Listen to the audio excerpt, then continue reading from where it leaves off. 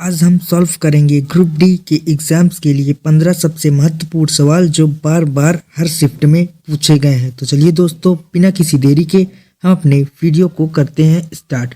आज का हमारा पहला क्वेश्चन है कि दो संख्याएं 7 और 11 के अनुपात में हैं। यदि पहली संख्या में 10 की वृद्धि की जाए तथा दूसरी संख्या में 20 की कमी कर दी जाए तो अनुपात 2:3 हो जाता है। तो दोनों मूल संख्याओं का योगफल ज्ञात कीजिए। तो इस क्वेश्चन को सॉल्व करने में आपको 2 से 3 मिनट का समय लगेगा।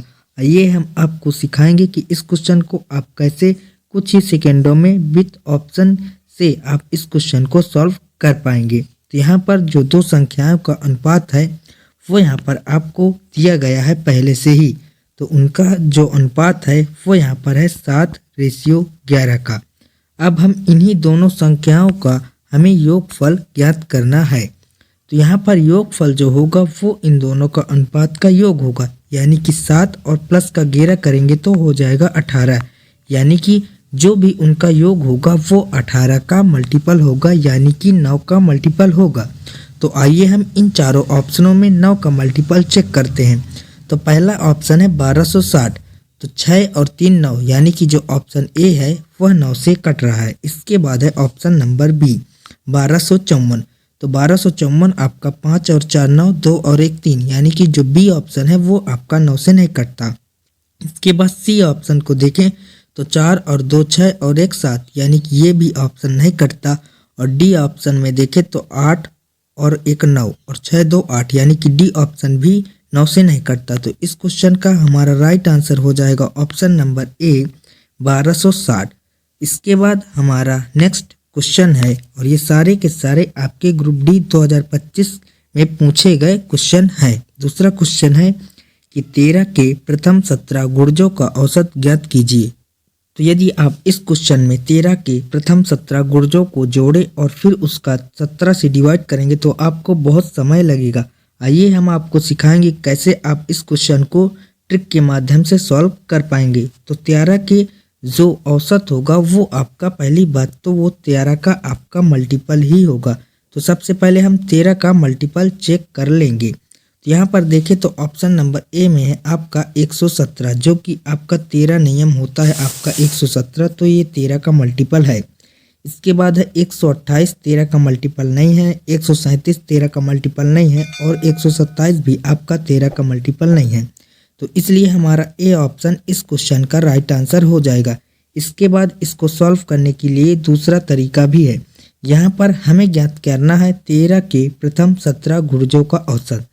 तो सबसे पहले हमारा जो पहला स्टेप होगा वो यह होगा कि 1 से लेकर हमें 17 तक का एवरेज निकालना है और उसकी गुणा कर देनी है 13 से। तो 1 से लेकर 17 तक का एवरेज हो जाएगा आपका 18/2, यानी कि 9। अब इस 9 की गुणा 13 से कर देंगे तो 13 नियम हो जाएगा आपका 117, जो कि आपका 13 के प्रथम 17 गुणजों का औसत होगा। सो आई होप कि आपको यह क्वेश्चन भी बहुत ही अच्छी प्रकार से समझ में आ गया होगा। यदि आप लोगों को वीडियो अच्छी लग रही हो तो वीडियो को लाइक और अपने दोस्तों के साथ इस वीडियो को शेयर जरूर करें। इसके बाद नेक्स्ट क्वेश्चन है कि एक ठोस अर्धगोले की त्रिज्या है 16 सेंटीमीटर और इसका संपूर्ण पृष्ठीय क्षेत्रफल ज्ञात करना है। तो अर्धगोले का संपूर्ण पृष्ठीय क्षेत्रफल टोटल सरफेस एरिया होता है आपका 3 पाई आर स्क्वायर। तो इसका टोटल सरफेस एरिया होता है 3 पाई आर स्क्वायर। तो यहाँ पर आता है आपका 3, तो हम सबसे पहले 3 का मल्टीपल चेक कर लेंगे। तो ऑप्शन नंबर ए को चेक करेंगे तो आपका 7 4 11 और ये 6, तो ए ऑप्शन आपका 3 का मल्टीपल नहीं है। इसके बाद बी ऑप्शन को चेक करेंगे तो 6 8 7 15, तो बी ऑप्शन जो है वो आपका 3 का मल्टीपल है।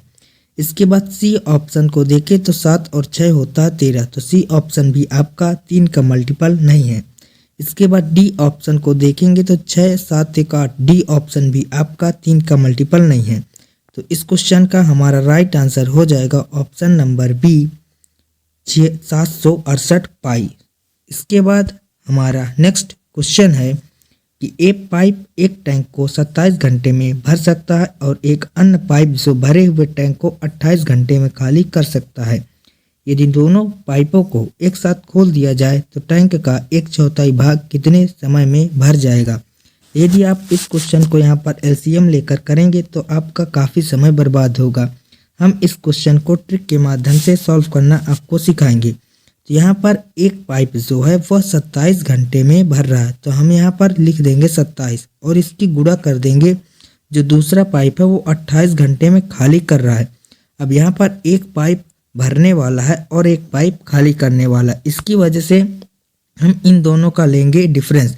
तो 27 और 28 का डिफरेंस हो जाएगा आपका 1। यदि दोनों पाइप भरने वाले होते तो दोनों को ऐड कर देते और यहाँ पर गुणा कर देंगे किसका, क्योंकि यहाँ पर हमें 1/4 का मान ज्ञात करना है। तो यहाँ पर हम गुणा कर देंगे 1/4 का। अब यहाँ से इसको सॉल्व कर लेंगे, तो 4 से काटेंगे तो 4 सतह हो जाएगा 28। अब इसको यूनिट डिजिट से सॉल्व करेंगे तो 7 सतह होता है आपका 49, यानी कि जो यूनिट डिजिट है वो आएगा आपका 9। तो सिर्फ और सिर्फ ऑप्शन नंबर सी में है यूनिट डिजिट 9। तो इस क्वेश्चन का हमारा राइट आंसर हो जाएगा 189, ऑप्शन नंबर सी। और इस क्वेश्चन के बाद हमारा नेक्स्ट क्वेश्चन है कि ए और बी मिलकर किसी काम को 6 दिन में पूरा करते हैं। यदि ए अकेले इसे 7 दिन में कर सकता है तो बी अकेले इसे कितने दिन में कर सकेगा। ये क्वेश्चन पिछले क्वेश्चन की तरह ही है। यहाँ पर ए और बी जो मिलकर कार्य करते हैं वो करते हैं आपका यहाँ पर ए और प्लस में बी, ये दोनों मिलकर कार्य को करते हैं 6 दिनों में, और ए जो अकेले कार्य करता है वो करता है 7 दिनों में। अब यहाँ पर हमें निकालना है कि यदि बी अकेले कार्य करे तो कितना टाइम उसको लगेगा। तो यहाँ पर पिछले क्वेश्चन की तरह हम इस क्वेश्चन को भी सॉल्व करेंगे। तो यहाँ पर 7 और 6 की गुणा कर देंगे और इन दोनों का कर देंगे डिफरेंस से डिवाइड। तो 6 सत्ते होता है आपका 42, यानी कि यदि बी अकेले काम करे तो उसको 42 दिन लगेंगे। तो इस क्वेश्चन का हमारा राइट आंसर हो जाएगा 42, ऑप्शन नंबर डी। और इस क्वेश्चन के बाद हमारा नेक्स्ट क्वेश्चन है, एक नाव धारा के प्रतिकूल 16 घंटे में 176 किलोमीटर तथा धारा के अनुकूल 5 घंटे में 85 किलोमीटर की यात्रा करती है, तो स्थिर जल में नाव की चाल कितनी होगी। तो यहाँ पर धारा के प्रतिकूल 16 घंटे में 176 किलोमीटर नाव जाती है। इसका मतलब यह है कि अप स्ट्रीम जो चाल है उसकी किसकी जो चाल है नाव की वो है अप स्ट्रीम में 16 घंटे में 176 किलोमीटर। तो 176 में 16 का डिवाइड कर देंगे तो 16 एकन्नम आएगा 16 और 16 एकन्नम 16, यानी कि अप स्ट्रीम में जो चाल होगी वो आ जाएगी 11 किलोमीटर पर आवर। इसके बाद धारा के अनुकूल यानी कि डाउन स्ट्रीम में जो चाल होगी वो आ जाएगी 5 घंटे में 85 किलोमीटर। तो 5 का डिवाइड करेंगे 85 से तो आ जाएगा 17 किलोमीटर पर आवर। अब हमें स्थिर जल में नाव की चाल को ज्ञात करना है।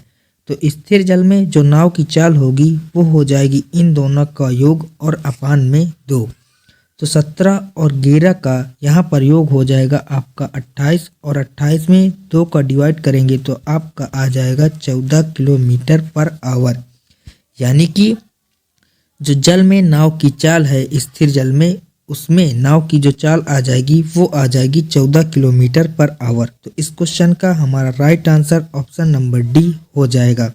नेक्स्ट क्वेश्चन है कि एक विक्रेता 29 रुपये प्रति संतरा बेचता है और उसे 75% का हानि होती है।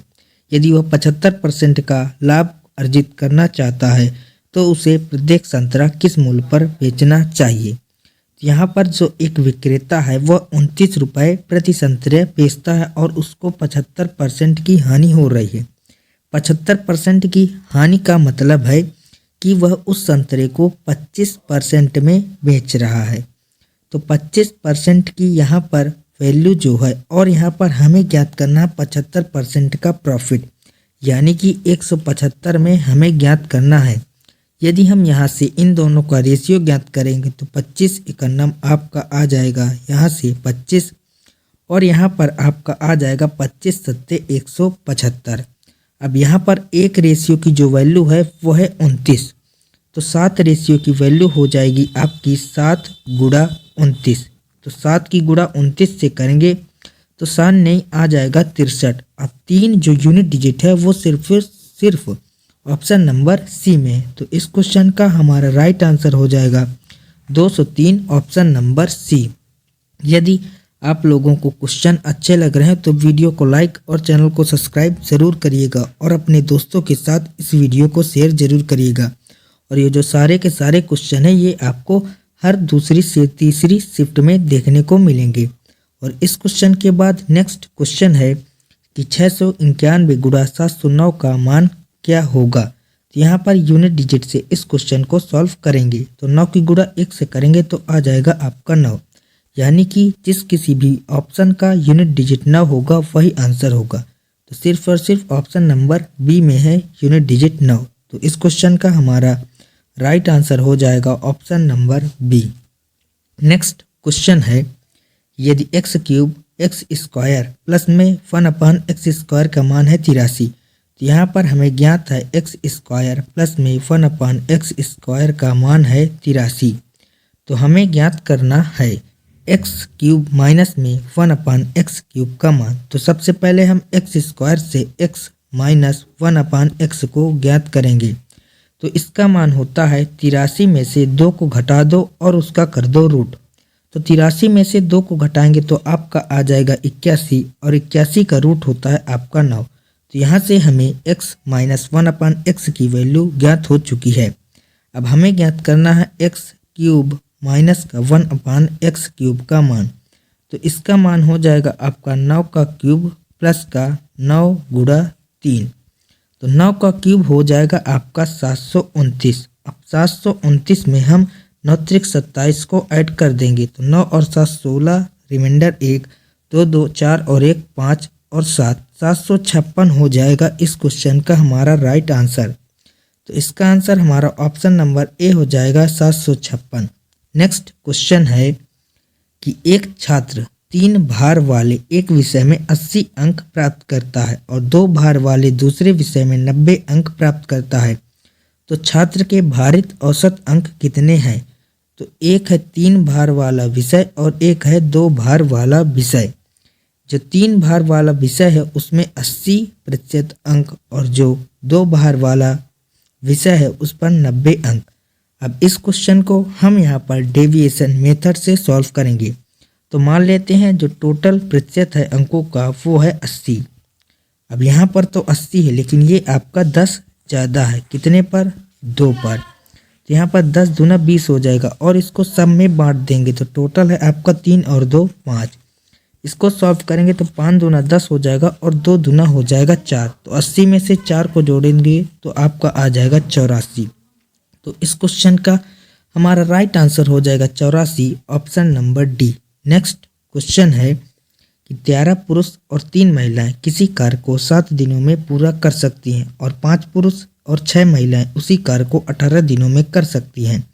तो कितनी महिलाओं का कार्य एक पुरुष के बराबर है। ये आपका ग्रुप डी 2025 का क्वेश्चन है। तो यहाँ पर इस क्वेश्चन को सॉल्व करने के लिए सबसे बेस्ट तरीका है कि 13 पुरुष हैं और वो 7 दिनों में काम करते हैं और यहाँ पर 5 पुरुष हैं और ये काम करते हैं टोटल 18 दिनों में। तो इन दोनों की गुणा करके उनका कर देंगे डिफरेंस। तो 13 पुरुष हैं 7 दिन में क्या करते हैं तो 13 सत्ते हो जाएगा आपका 91। तो यहाँ पर आ जाएगा 91 और माइनस में कर देंगे डिफरेंस। और यहाँ पर 5 पुरुष है 18 दिन में काम करते हैं तो 18 पंचे हो जाएगा 90। अब दोनों का डिफरेंस यहाँ से आ जाएगा 1 जो कि आपका हो जाएगा पुरुष का। यहाँ पर इसके बाद महिलाओं में भी इसी प्रकार से करेंगे। तो 3 महिलाएं 7 दिन में कार्य करती हैं तो 3 सते हो जाएगा आपका यहाँ पर 21। इसके बाद यहाँ पर है 6 महिलाएं उसे 18 दिनों में कार्य करती हैं। तो यहाँ पर आ जाएगा आपका 18 गुणा में 6, 18 छक्का हो जाएगा आपका 108। अब 21 और 108 का लेंगे डिफरेंस। तो 8 में से 1 जाएगा तो आ जाएगा आपका 7 और 10 में से 2 जाएगा तो आ जाएगा 87। यानी कि जो एक पुरुष है वो 87 महिलाओं के बराबर है। तो इस क्वेश्चन का हमारा right answer option number D होगा 87। और नेक्स्ट क्वेश्चन है इसके बाद कि एक बेलन का वक्र पृष्ठीय क्षेत्रफल उसके संपूर्ण पृष्ठीय क्षेत्रफल का आधा है। तो यदि इसकी ऊंचाई 12 सेंटीमीटर है तो इसका व्यास ज्ञात कीजिए। तो जब भी आपको ज्ञात हो कि बेलन का जो वक्र पृष्ठीय क्षेत्रफल है उसके संपूर्ण पृष्ठीय क्षेत्रफल का आधा है, तो वहाँ पर जो हाइट होती है वह त्रिज्या के बराबर ही होती है। तो यहाँ पर जो त्रिज्या हो जाएगी वो भी 12 सेंटीमीटर हो जाएगी। लेकिन हमें ज्ञात करना है व्यास, तो व्यास हो जाएगा इसका 2 गुना त्रिज्या का। तो 12 दूना 24 इस क्वेश्चन का हमारा राइट आंसर हो जाएगा। आइए हम इसको फुल कॉन्सेप्ट से इस क्वेश्चन को सॉल्व करते हैं। तो एक बेलन का जो वक्र पृष्ठीय क्षेत्रफल, तो बेलन का वक्र पृष्ठीय क्षेत्रफल होता है आपका 2 पाई आर और एच, और इसका जो संपूर्ण पृष्ठीय क्षेत्रफल होता है वो होता है 2 पाई आर एच प्लस का आर। ये होता है इसका संपूर्ण पृष्ठीय क्षेत्रफल। यहाँ पर क्वेश्चन है कि बेलन का जो वक्र पृष्ठीय क्षेत्रफल है वह उसके संपूर्ण पृष्ठीय क्षेत्रफल का आधा है, यानी कि यदि ये आधा है तो इसमें कर देंगे हम 2 का गुणा, तो दोनों पक्ष बराबर हो जाएंगे। यहाँ से इसको सॉल्व करेंगे तो 2 पाई आर से 2 पाई आर कैंसिल, यहाँ से आ जाएगा आपका 2h बराबर h प्लस का r। अब इस वाले h को इस तरफ ले जाएंगे तो यहाँ पर आपका आ जाएगा 2h में से h माइनस में हो जाएगा तो आपका आ जाएगा h। तो यहाँ पर आपका आ चुका है h बराबर में r। यहाँ पर जो हाइट है वो त्रिज्या के बराबर हो जाएगी। तो व्यास निकालना है तो यहाँ पर हाइट का 2 गुना कर देंगे, तो 12 दूना हो जाएगा 24 इस क्वेश्चन का राइट आंसर। इस क्वेश्चन के बाद नेक्स्ट क्वेश्चन है कि एक खुदरा विक्रेता अंकित मूल्य पर 22% की छूट देता है और 26% का लाभ अर्जित करने के लिए 780 के क्रय मूल्य वाली वस्तु का अंकित मूल्य कितना होगा। तो एक होता है आपका यहाँ पर कॉस्ट प्राइस और एक होता है आपका मार्केट प्राइस। तो यहाँ पर जो कॉस्ट प्राइस होगा वो होगा 100 माइनस छूट, तो 100 में से 22 को % की छूट है तो 22 को घटाएंगे तो आपका आ जाएगा 78। और जो मार्केट प्राइस होता है वो होता है 100 प्लस का प्रॉफिट, तो 100 में से 26% का है प्रॉफिट, दोनों को जोड़ेंगे तो आ जाएगा 126। अब यहाँ पर हमें कॉस्ट प्राइस यानी कि क्रय मूल्य पता है 780, तो यहाँ पर जो कॉस्ट प्राइस है वो है 780 यानी कि 10 गुना। तो यहाँ पर जो मार्केट प्राइस होगा वो भी यहाँ पर 10 गुना हो जाएगा यानी कि 1260। तो जो यहाँ पर आपका अंकित मूल्य आएगा वो आ जाएगा 1260, ऑप्शन नंबर डी। और इस क्वेश्चन के बाद नेक्स्ट क्वेश्चन है कि लोगों के एक समूह में पुरुष, महिलाएं और बच्चों शामिल हैं। उनमें से 20% यहाँ पर पुरुष हैं, 30% महिलाएं हैं और यहाँ पर आपके बाकी बच्चे हैं। तो मान लेते हैं यहाँ पर 20% पुरुष हैं, 30% महिलाएं हैं और बाकी बचे 50% जो बचे हैं वो हैं यहाँ पर बच्चे। अब इनका रेशियो निकालेंगे तो 0, 0 और 0 कैंसिल हो जाएगा, 2, 3 और 5 का रेशियो आ जाएगा। यहाँ पर इन सभी का जो औसत वजन है वो है यहाँ पर 50 किलोग्राम, 40 किलोग्राम और यहाँ पर है 30 किलोग्राम। अब हमें टोटल जो औसत वजन है वो हमें इस क्वेश्चन में ज्ञात करना है। तो यहाँ पर हम मान लेते हैं कि जो टोटल औसत वजन है वो है 30, लेकिन यहाँ पर जो 2 लोग बचते हैं उनका 30 से ज़्यादा है। अब यहाँ पर देखें तो 10 ज़्यादा है 3 पर, तो 10 दिया यहाँ पर आ जाएगा आपका 30। अब यहाँ पर 20 ज़्यादा है 2 पर, तो 20 दूना हो जाएगा 40 और 40 और 30 यहाँ पर हो जाएगा आपका 70। तो टोटल 70 ज़्यादा है। अब टोटल में से इसको डिवाइड कर देंगे तो 5, 3, 8 और 2, 10। तो 70 की डिवाइड 10 से करेंगे तो आ जाएगा आपका 7। इस 30 में हम 7 को जोड़ देंगे तो आपका आ जाएगा 37। जो टोटल एवरेज आ जाएगा वो आ जाएगा 37 किलोग्राम।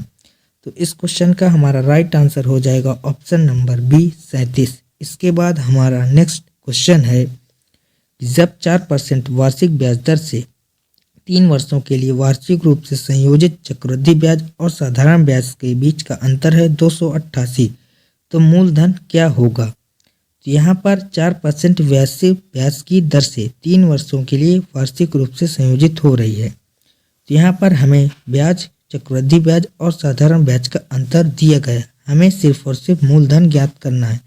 तो यहाँ पर जो दर है वो है 4% वार्षिक, तो इसकी फ्रैक्शनल वैल्यू को हम सबसे पहले फाइंड आउट करेंगे। तो 4 एकम 4 होगा और 4 दूना 8 और 4 पंचे 20 आ जाएगा।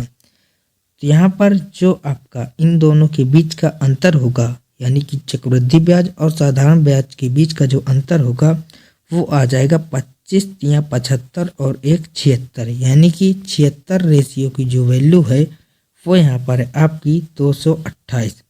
अब हमें ज्ञात करना है मूलधन, तो मूलधन हो जाएगा 25 का क्यूब। तो 25 का क्यूब होता है आपका 15,625।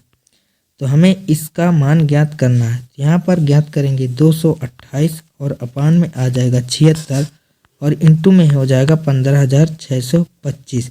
जब आप इसको सॉल्व करेंगे तो आपका आंसर आ जाएगा 46,875, ऑप्शन नंबर ए।